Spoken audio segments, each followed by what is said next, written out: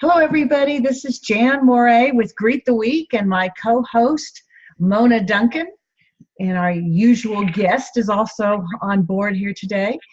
And our topic for today is mending fences. Mona is going to get us ready for the holidays with having all this family together, and very often results in a little bit of tension, maybe? So, Mona, what's on your mind? Right. Well, sometimes we want to think that we are so enlightened and that we're so right and all this kind of stuff. Well, just spend a little bit of time with your extended family and see how real enlightened and how gracious and generous we really can be, or have those thoughts come up of oh no.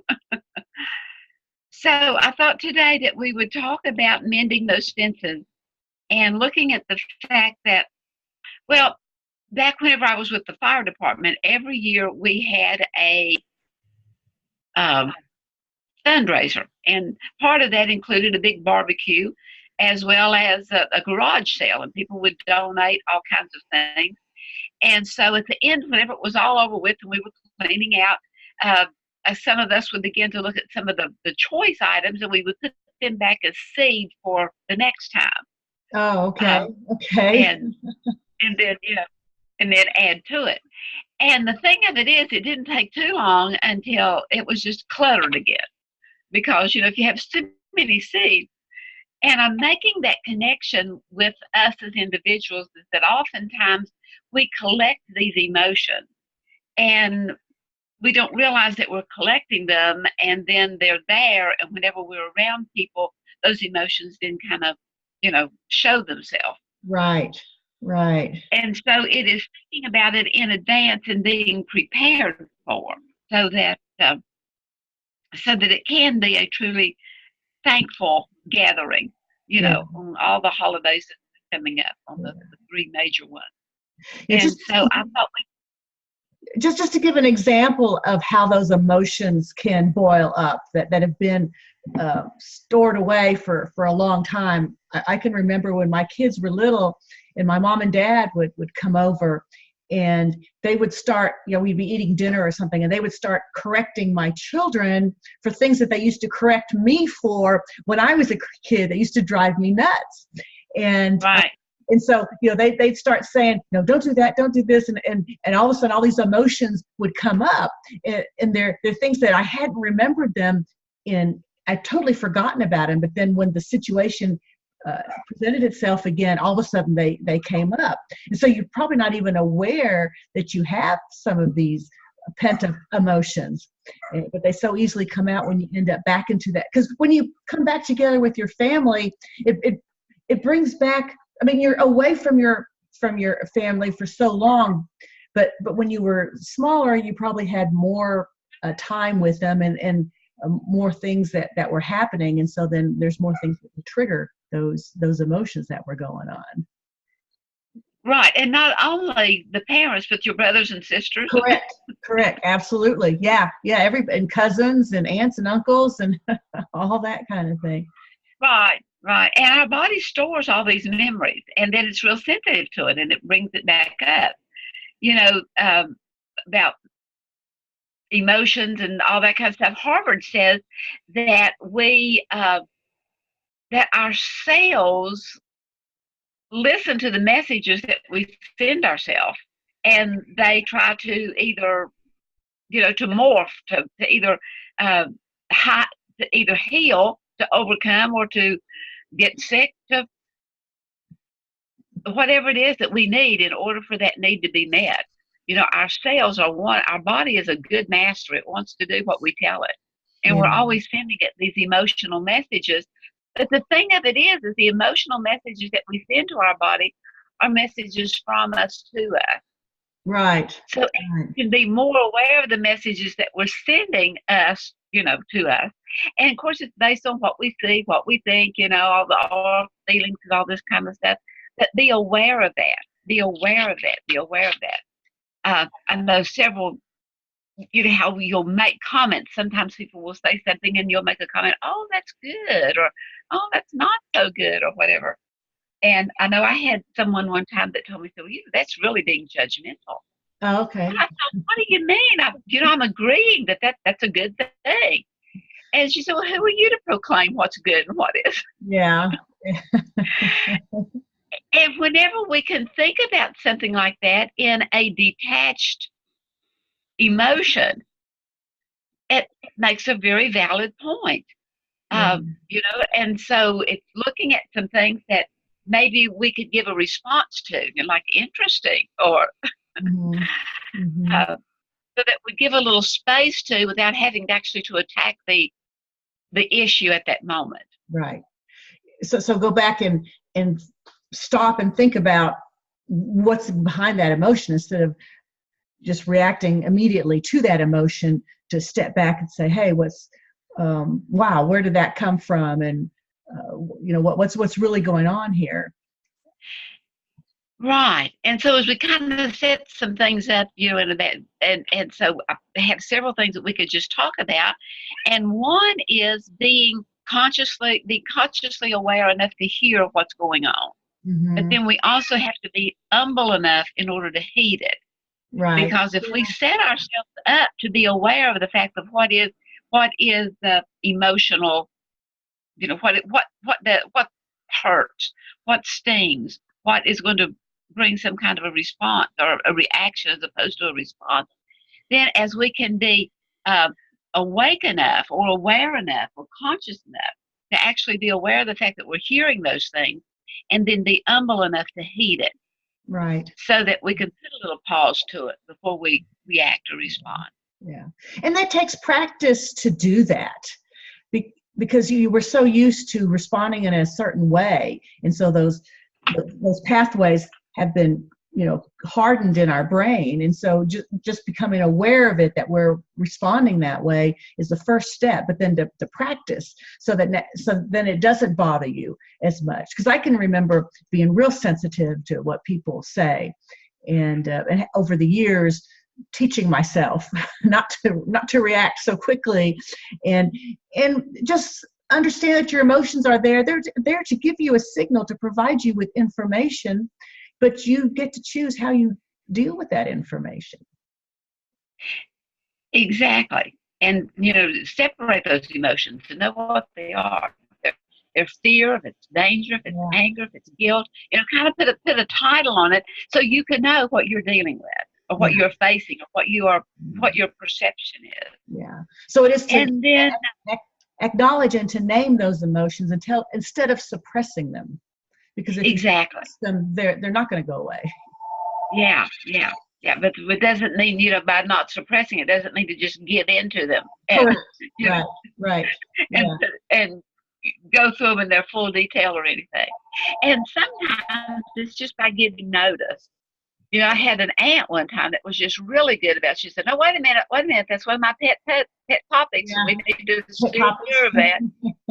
Yeah, and sometimes it can be something really deep, and sometimes it can just be your sports team. Right. Oh yeah. And be careful. I'm too sensitive to that. But we have to own those things on ourselves, and put a little boundary there and put a little place there so that we can value the person and keep the camaraderie of the family going. And it's also to know how to disengage when necessary, whether it's giving something comical or whether it is um, coming up with some kind of, like that's interesting, or I don't see it that way, or Mhm. oh, is that the way you remember it? Yeah. Yeah. Just Yeah. Yeah. something to disengage.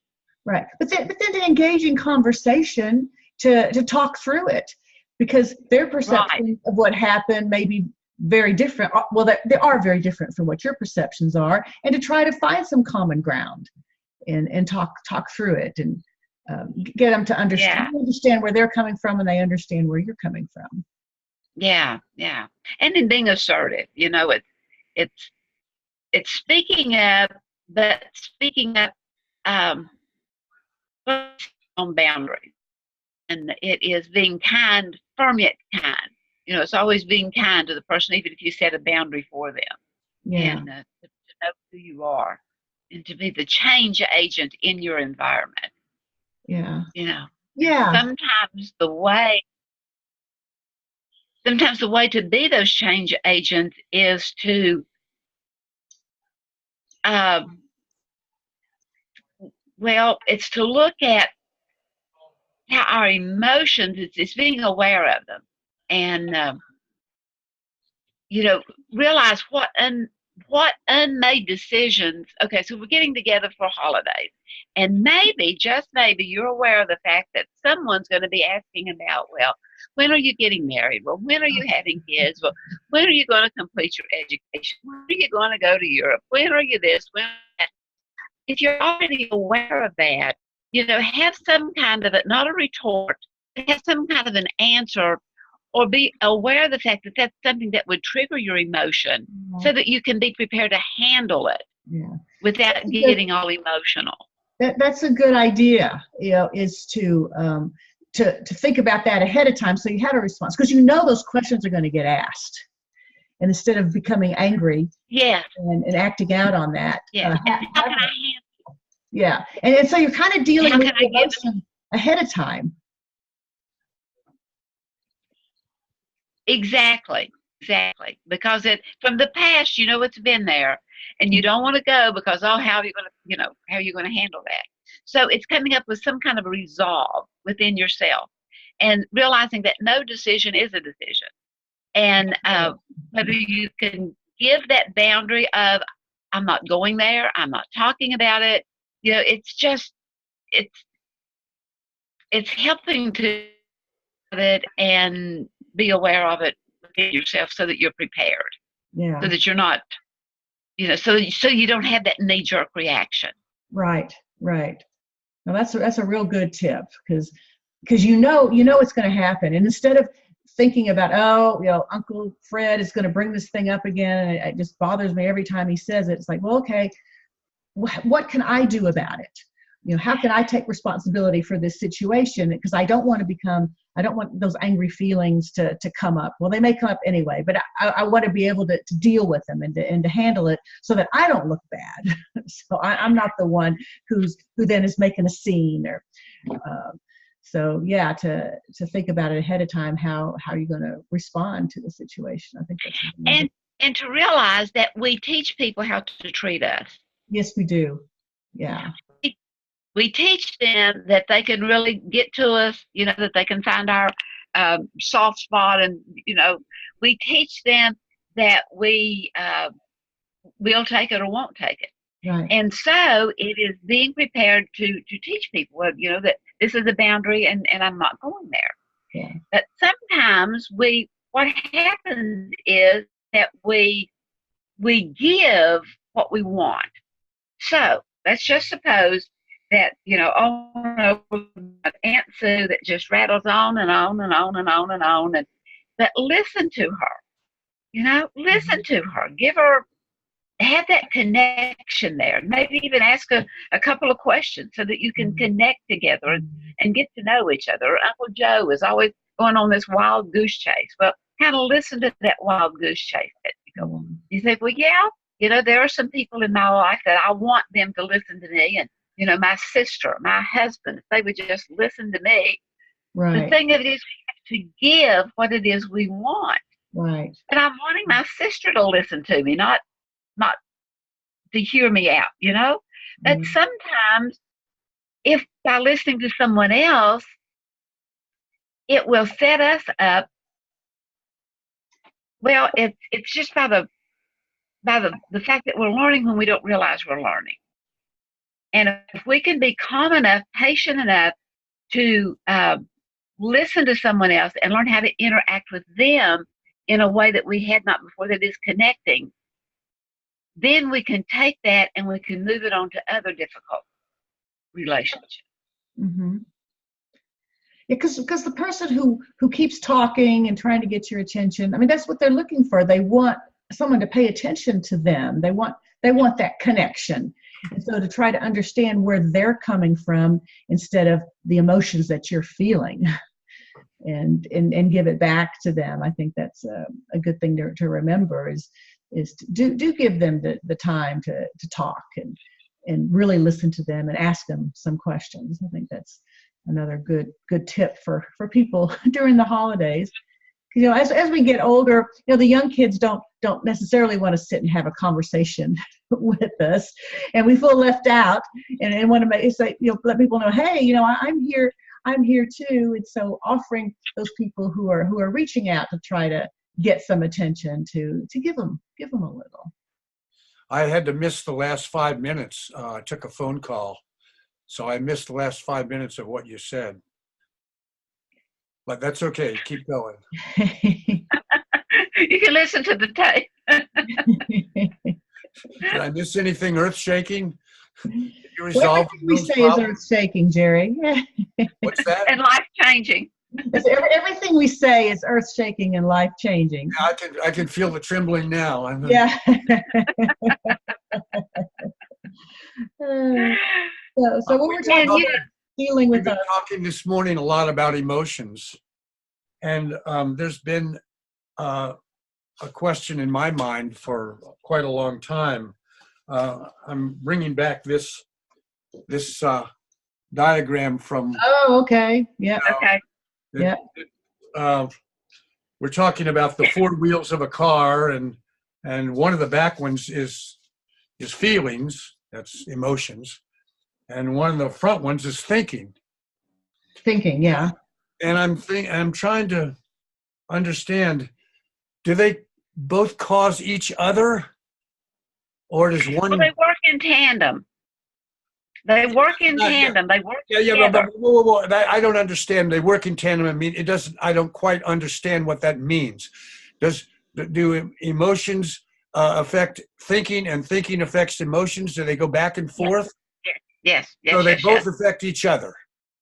They both affect each other. The reciprocal. And it is we become aware of the fact that the thoughts I'm thinking is what is spurring emotions. Either to have me take that emotional response personally, or as I can begin to realize that, that may have been a jab, but I don't have to take it personally. Mm-hmm. And as we can begin to not take things so personally, then we can handle our emotions in a way that will, because you see those emotions, it's the feel good or it's the feel bad. And sometimes rather than realizing that statement that was made, or that thought that I'm thinking is trying to tell me something, but I don't want to hear what it's saying. I don't want to hear what my thought is saying. And so therefore, if I come up with and we're so creative that we come up with all these emotions and all these thoughts and all these feelings that sometimes have a smidgen of truth to them and sometimes they don't.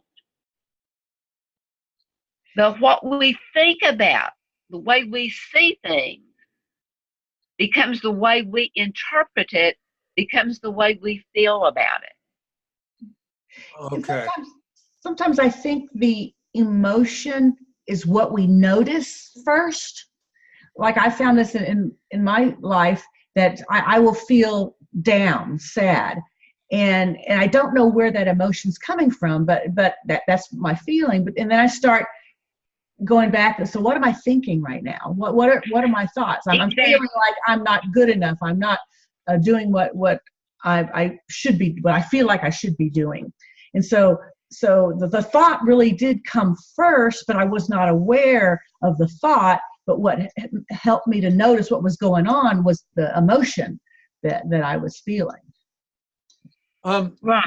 Getting back to this diagram again. The feelings are in the back wheels. Feelings follow. Yeah. Feelings follow. I'm sorry. Feelings what? The feelings follow. Oh. But we get so used to them following that it's like we pop a wheelie and we're driving backwards because we're just going with emotion. And we give into those emotions until we stop and rationally, sanely, calmly, impersonally think about what emotion it is we're feeling and why that emotion, if it's anger or guilt or frustration, why is that so contradictory to maybe what we're seeing or hearing? Would it be safe to say that thinking determines the direction? Uh-oh, what's that? That's mine. I got to turn this off. Thinking determines our direction, and feeling determines our energy. Well, you could put it that way. Does that make sense? If I can see where you're coming from. I'm trying to understand why the thinking's in the front wheels and the feelings in the back wheels. Because the thinking, everything we do, Jerry, everything we do is a decision. We make a decision through our thoughts, through what we see, through what we do. That's how we make our decisions.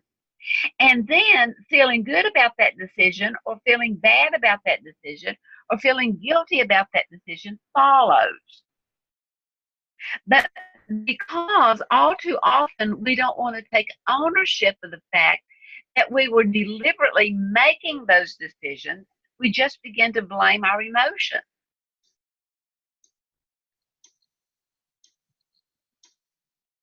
Feelings follow thoughts.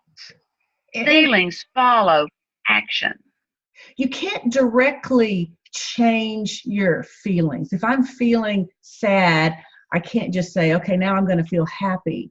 I have to do something or change my thoughts in order to get that feeling to change. Mm-hmm. Change your action. Right. Maybe I'm feeling bored. Well, you're just sitting there, So stand up. That's going to begin to work a little bit on the feeling. And so you have to do something. You have to do something with those front wheels in order to change the back wheels. Yeah. But can something in the back wheels change what you do? Yeah. It could influence what you do. So it goes both ways. Sure. They're reciprocal. They cause each other. Well, you can look at it that way until you can see it differently. Well, that doesn't. Because they're so. That doesn't help much. I can look it up one way until I see. What do you have in the trunk? If you have all kinds of those pent up emotions and all kinds of those, in the trunk, you're going to go to those feelings much easier than if they were sorted through and gotten rid of. And we don't get rid of them, we just choose to let them go. Whether it's sadness or boredom or whatever, we choose to act and think in a different way. And then our feelings and our physiology will also change. We'll have more energy, which is the part of the physiology. Yeah. Okay. So you cannot will yourself to change your emotion. You don't will yourself to change your physiology. You have to do something or change your thinking in a certain way in order to affect those. So the back. Just look at your physiology. Look at weight or losing.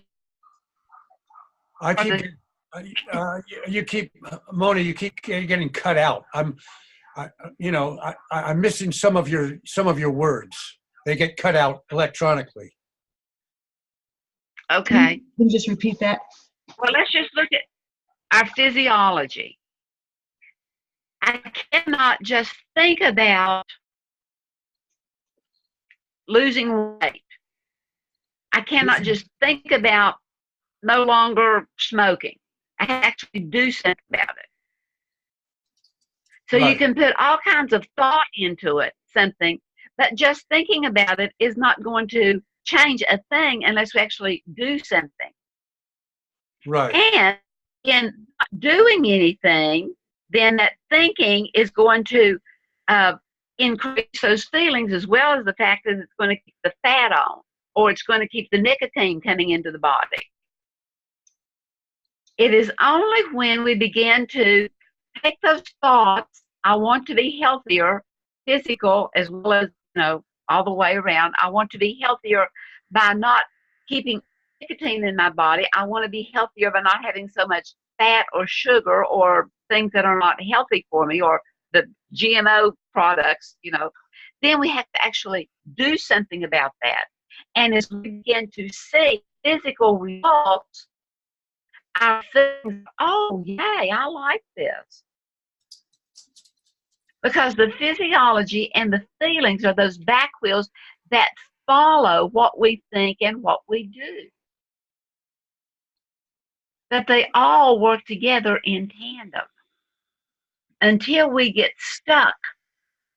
And when we get stuck is how we are keeping those thoughts that are not effective, and we keep replaying them and replaying them and replaying them and replaying them, and that keeps us spinning on that emotion wheel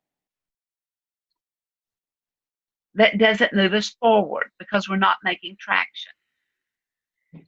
Is this, I'm going to call it a theory, is this theory possibly a remedy if we could apply it?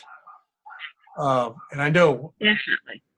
This is theoretical, I'm talking here now. Apply it to curing PTSD. For example, PTSD, I think, is more prevalent, at least we recognize it more, or we've given it that name.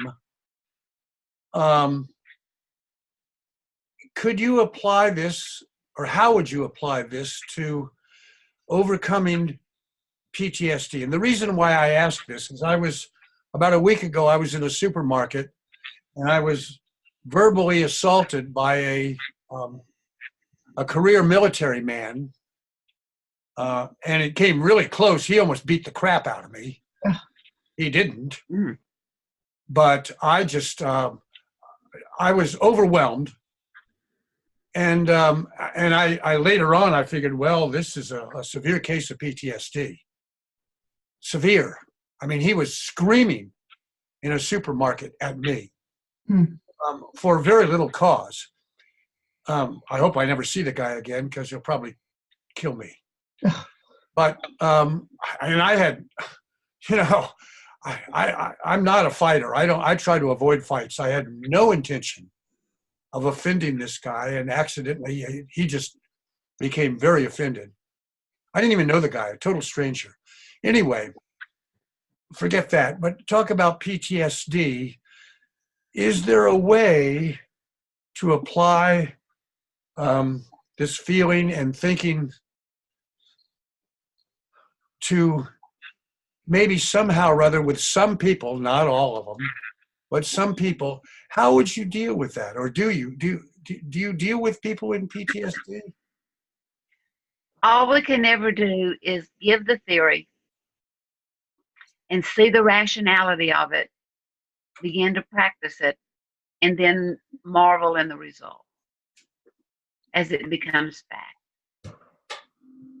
And I think with people with PTSD is, he's got his phone call. Well, our time is running out. Okay, okay. It is acknowledging the fact that we're all connected, that we affect others, others affect us.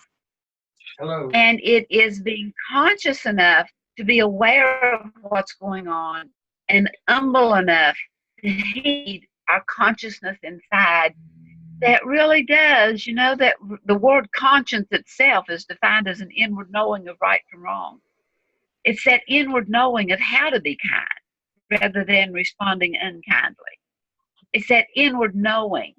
And as we respond in kind with that inward knowing, then we can begin to make amends where that discord has been with us, with others, within ourselves. Got to settle within ourselves before we can settle it with others. And I think with going back to the PTSD thing, in this past weekend I was at a conference, and Peter Bregan happened to be there, and he's a very well known psychiatrist, and somebody was asking him about PTSD, and he made an interesting comment. He said he believes that everybody who's been diagnosed with a mental illness is essentially suffering from PTSD, because PTSD and all mental illnesses are a result of something that happened to you in the past. And people are looking for ways to cope with whatever it is that happened to them.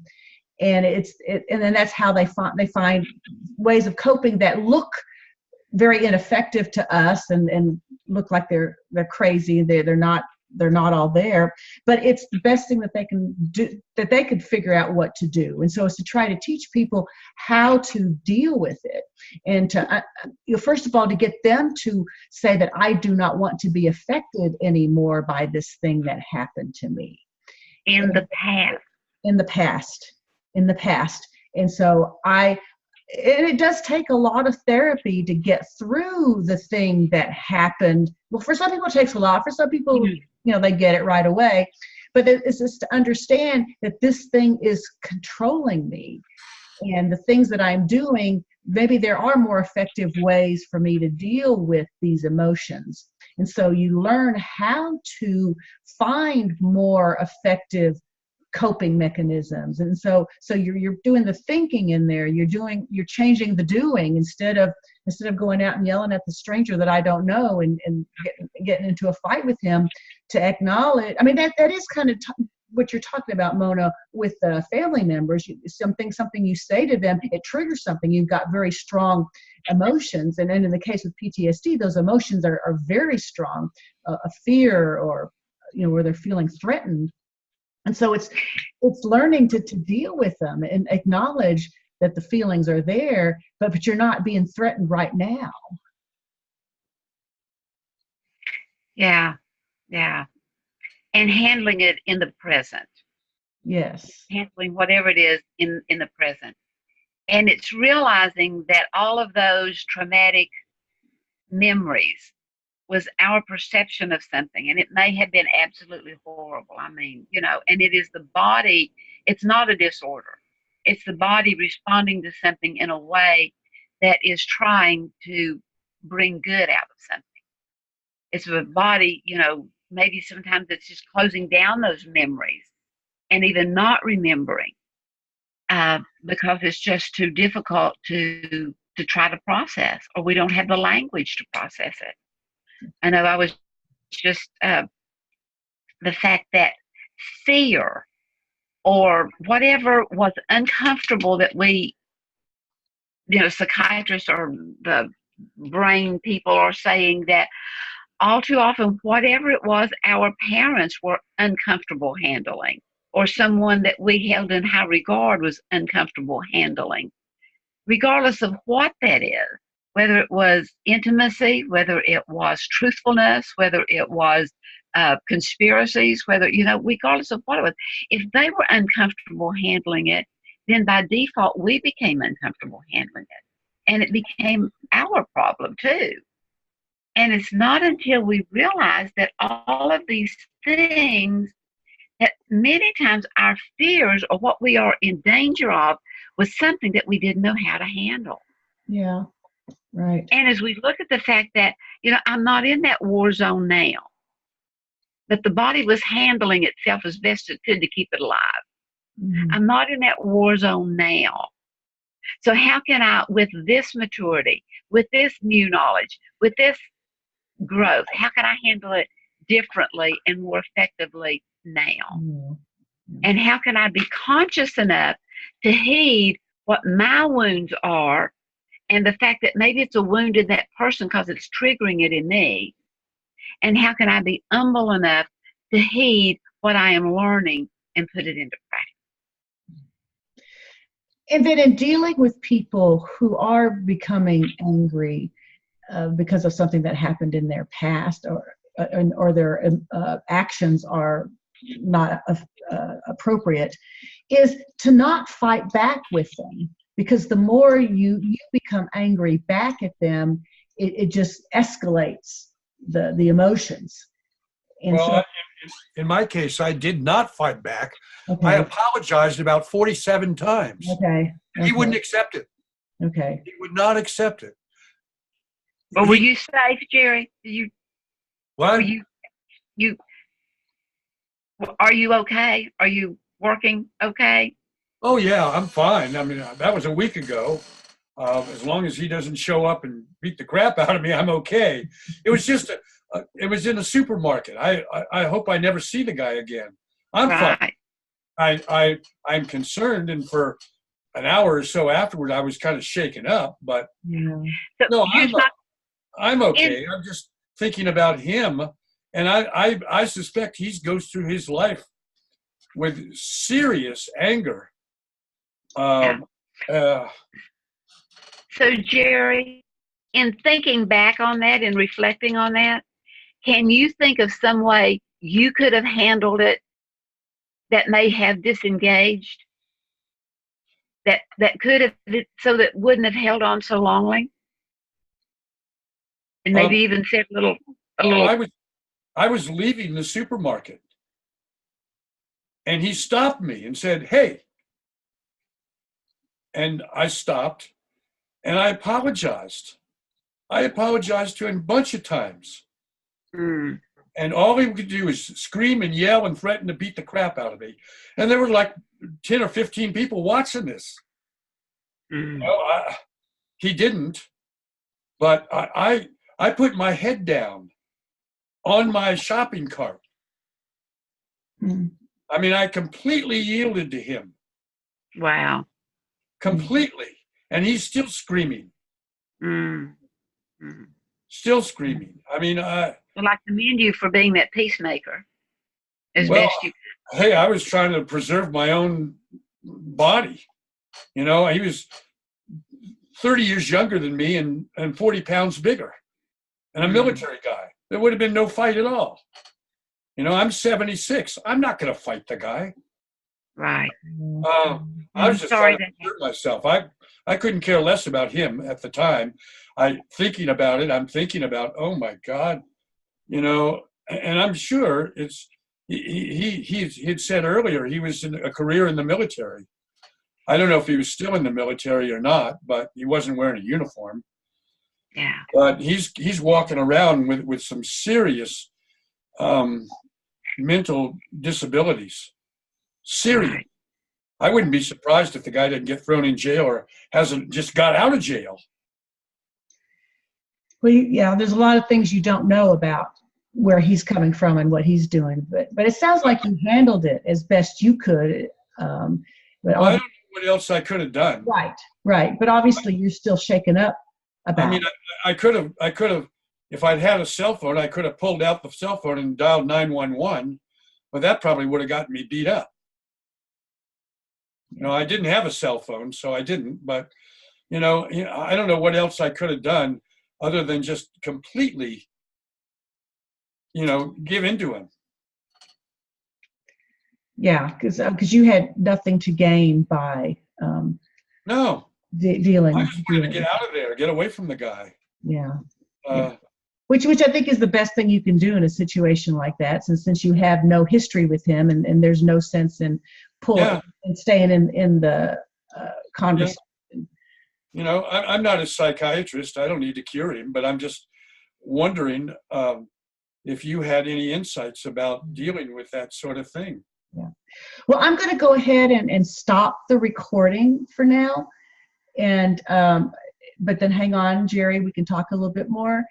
And go ahead. I have a question. So I just want to say thanks to everybody for watching, and we'll see you next week for another edition of Greet the Week. And speaking of military, you know, happy Veterans Day to all the people out there, because there are a lot of good people who have served this country over the years, and Sure. this is a day to honor them. So thank you.